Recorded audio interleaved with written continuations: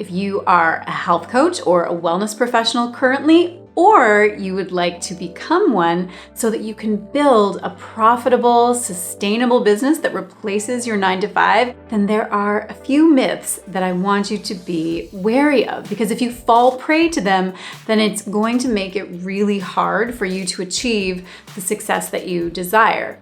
In this video, I'm going to talk about 3 key pervasive myths that I hear all the time, and I'm going to tell you what the truth is instead. Now, if you're new to me, I'm Kim Foster, and I'm an MD turned wellness coach. I'm also a business mentor to my fellow health and wellness coaches, and also the founder of the Wellness Coach Academy, which is an online training school for coaches. And I have worked with hundreds and hundreds of health coaches at all different stages of their businesses, right from the beginning, those dreaming stages, all the way through to the 6-figure business stage and beyond. And I have heard these particular myths come up over and over. So let's get into it. Myth number 1 is that you need to learn everything you can about nutrition in order to be an effective coach and for people to trust you and want to work with you. So I know why this myth is out there. It really comes from a misconception of what health and wellness coaching is actually all about. So let's start by clearing that up. A health coach or a wellness coach is somebody who fulfills a role that up until very recently was not being fulfilled by any other healthcare professional. This is the gap that I talk about in the healthcare system all the time. Now, many of us have had this experience of going to see our doctor, who then tells us what's happening with us, tells us what to do about it, and then sends us away to go ahead and do it. And that's whether it's to lose weight or quit smoking or start exercising or whatever it is. But making those changes is hard. People walk away and they have no idea how to make those changes. They don't know where to start. They don't know how to follow through. And if they didn't make those changes in medicine, we call this being non-compliant. But I call this being a human being. And we all know that doctors just do not have the time, or let's face it, the skill in many cases, to do that ongoing support and accountability, like that inner and outer habit change that people really need. In contrast, health and wellness coaches are masters of lifestyle change, and their role is to help people to change their lifestyle, which is incredibly powerful and something that no other health professional is currently positioned to do. So as a coach, your role is not to simply prescribe what somebody needs to do. It's not about telling people what to do, and it's not about making a diagnosis, because those things are actually out of scope for a health or a wellness coach. And as I have said, a coach's zone of genius is in supporting people to make those changes in their lifestyle. So you don't need to be an expert in nutrition to do that. What you definitely do need, though, are coaching skills. You do need to be able to help people to overcome their obstacles or barriers or limiting beliefs, their logistic issues, like all of those things. You need to work closely with people and stay with them and help to keep them on track and to course correct with accountability and support and all of those things. These are all skills that can be learned. Do you need training in wellness to be a wellness coach? Yes, you absolutely do, but you don't need to be the world's ultimate expert in health or nutrition or any other particular modality for that matter to be a really good wellness coach. Now, I know that you might be thinking that a licensed healthcare practitioner is really who people will trust. But I'm here to tell you for sure that this is not the case. I was a doctor for many years and couldn't help people in the way that I can help them now as a coach. The letters after your name are, quite frankly, irrelevant to somebody whose life has been totally transformed by you. People don't really care what your background is if you can help them to change their lives. That is really what matters the most. Plus, I want you to know that although I do help plenty of healthcare practitioners as they are, pivoting to coaching, the majority of my students and clients do come from outside healthcare, and they have incredible success with their clients and in their businesses as a whole. Okay, let's move on to myth number 2, which is the health and wellness market is saturated. So I hear this all the time. The coaching market is saturated. The health and wellness market is saturated. But I'm here to tell you that that is simply not true. The wellness industry is huge and it's booming. I was recently interviewed on a primetime news network about this exact issue. They were, doing an in-depth feature on why exactly the wellness industry has been booming in recent years and is poised for massive growth going forward. There are a lot of factors at play, and if you're interested, I will put a link to that interview in the notes so that you can, of course, check it out if you like.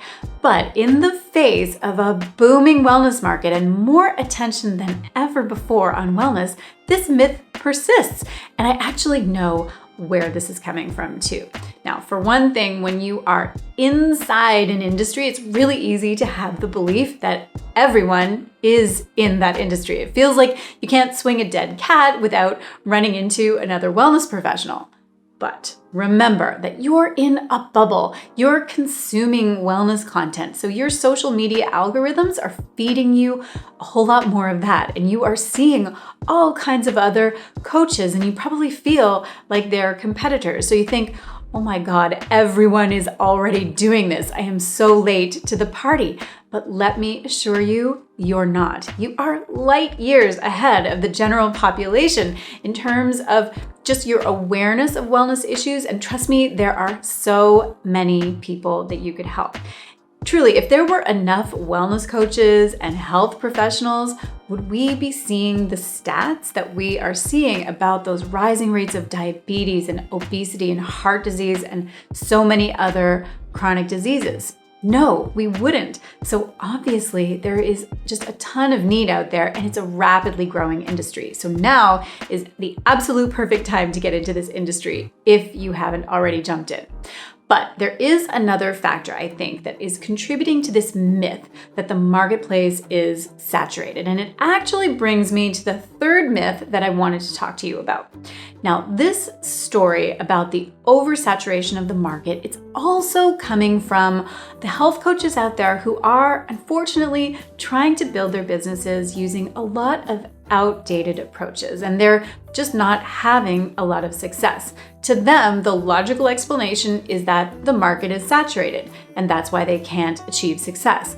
There are a lot of ways that you can go wrong with trying to build and market your business. But one of the most common ways that I see new coaches go wrong is an over-dependence on social media for marketing their businesses, especially in the beginning. That actually brings me to myth number 3. You have to hustle on social media in order to get clients.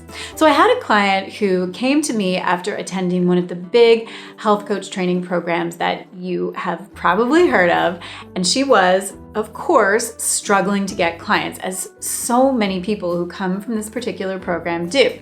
And I asked her what had she learned in her training program about how to market herself.